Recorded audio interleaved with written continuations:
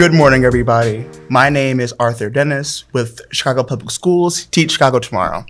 So if you didn't know what Teach Chicago Tomorrow is, basically it's a CPS program that helps high school seniors like you who want to be teachers to become teachers. And if you come to one of our partner schools like UIC, Illinois State, NAIU, you can go from CPS graduate to CPS teacher. So I'm excited today to tell you more about this program and our scholars with my co-host, Tasia. I'm a junior at Roberto Clemente. I'm not a part of this program, but I'm here today to learn more about the program. And I love that you're here learning with me. So for what we're going to talk about today is how can just one lesson change the life of a child just by being who you are? That's the goal, right? Exactly. That's the goal. Hopefully I get there. But I'm gonna bring it to our guest that we have here today. Hi, my name is Yadi Gonzalez, and I'm with Illinois State University. Okay. And I'm Torrance Snow. I'm with UIC. You are currently studying what exactly? I'm studying urban education, seeking a math endorsement at UIC for middle school. Okay. And Yadi? I'm studying elementary education with a bilingual Spanish endorsement and English as a second language endorsement. Okay. So I have a question for both of you guys. What are some experiences that you went through in your high school, elementary school experience that helped you want to pursue the teaching career that you're in? For me, I am a Chicago native, born and raised here. Yeah. And I actually ended up going to multiple schools in Chicago Public Schools specifically. I attended at least 10 different ones, which is honestly has given me a very invaluable experience, especially going to different communities, working with different people, working with different teachers. And it was such a unique experience that helped me, but also kind of, I feel like, hindered me sometimes. So that was definitely one of them, especially growing up as a daughter of immigrant parents. For me, again, I'm Torrin.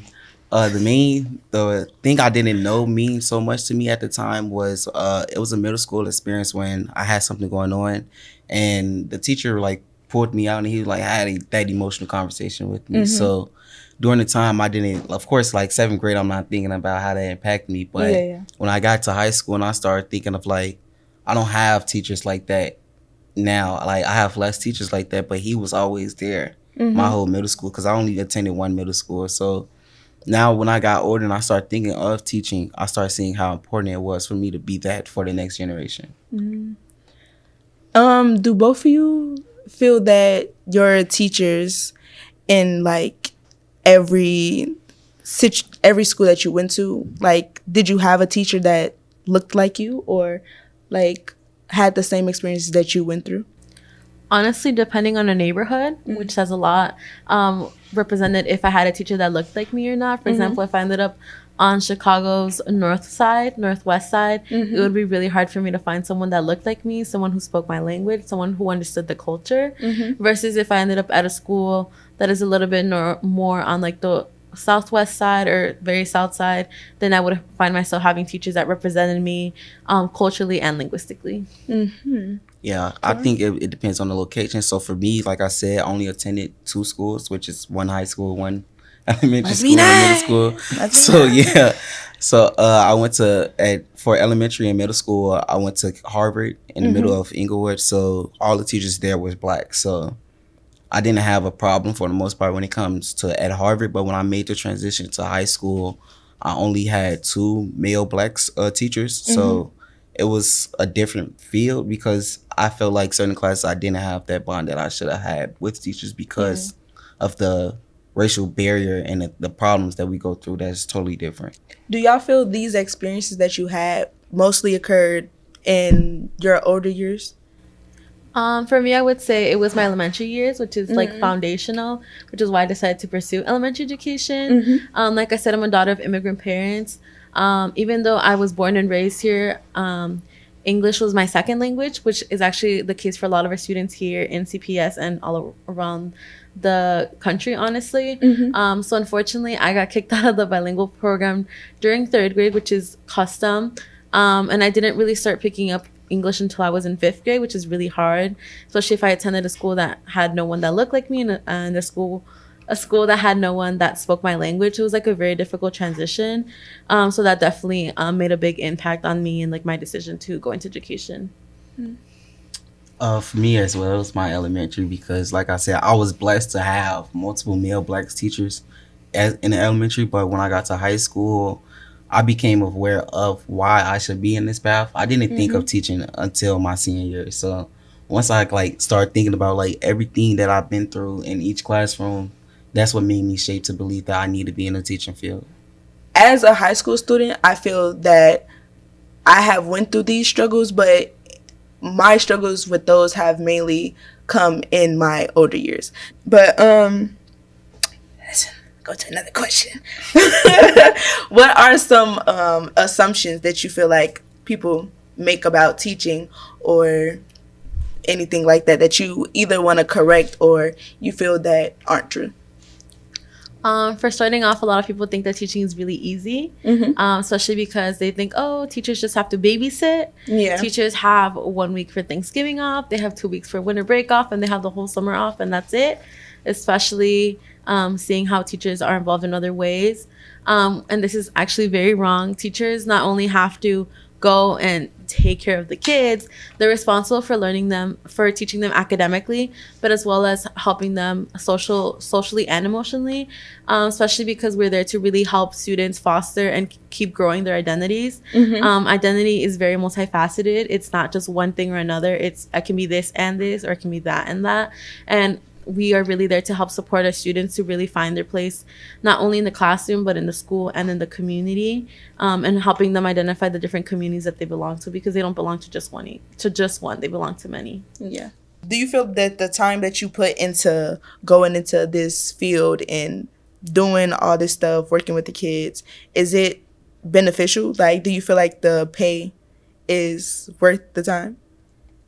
Or is you not in it for the pay? Maybe you don't want the pay. Well, honestly, that wasn't something on my mind. I was like, oh, I get to work with kids, teaching in both English and Spanish, and have like a degree, and kind of like really honing into like my family's work and their sacrifices, and I'm like, I'm in for it. Although I mentioned the money, that's not why I'm here.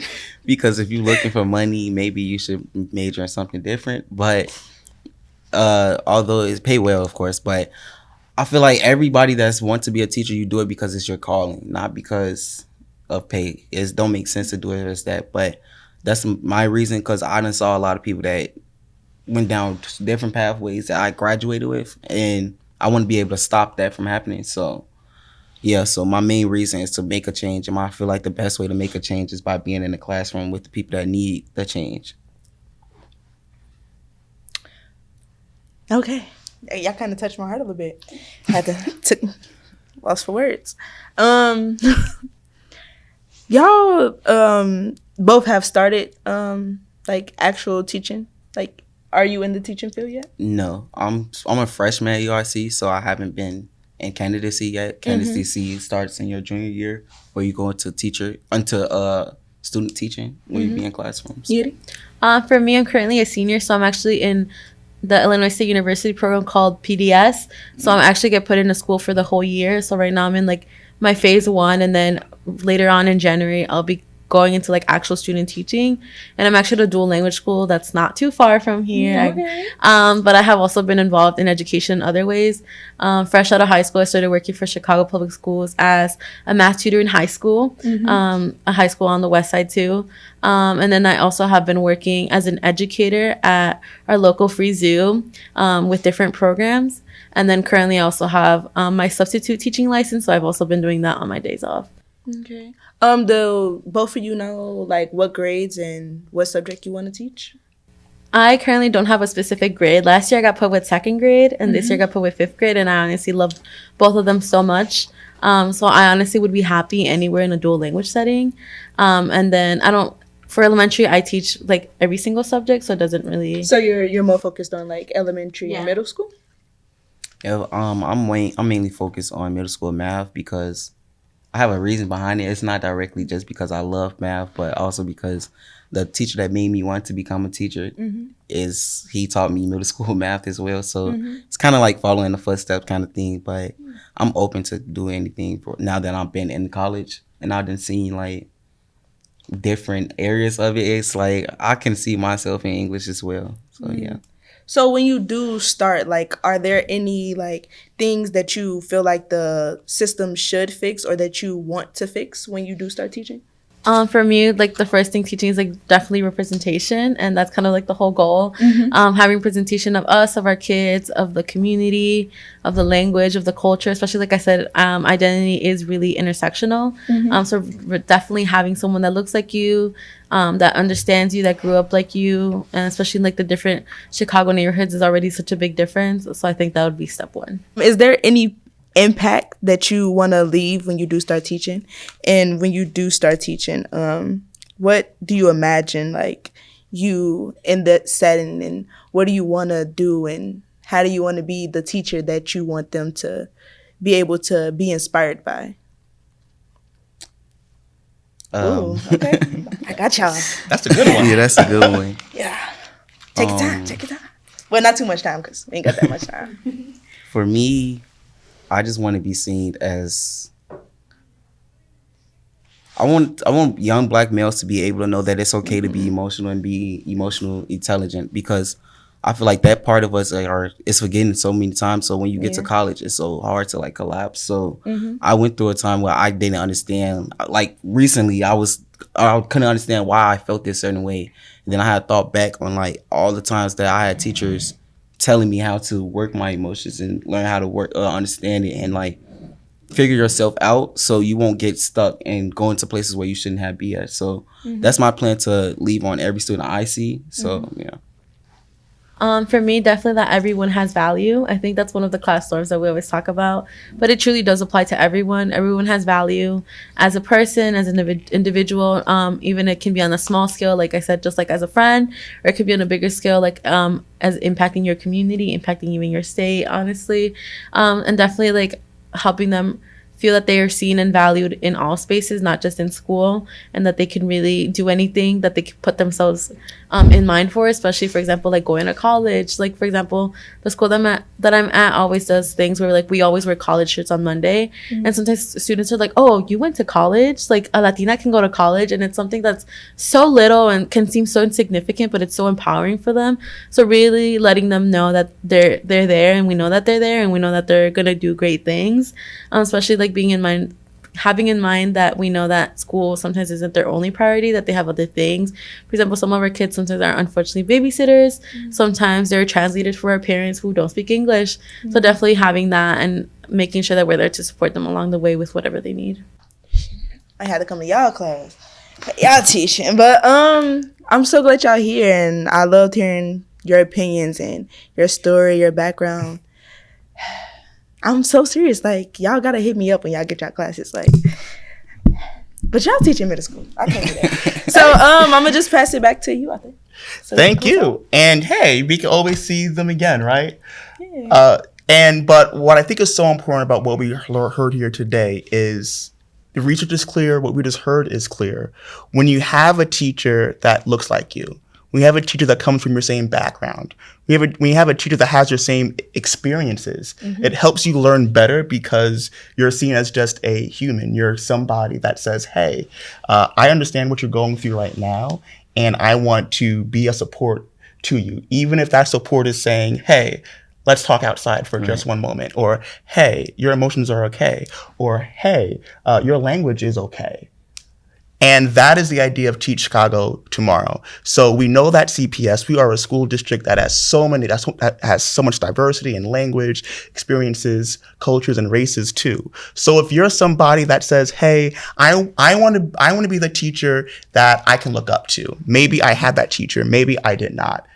This could be your experience to do just that. So if you want to have the power to shape the future, then join today and Teach Chicago Tomorrow. Class dismissed, and I'll see you next time.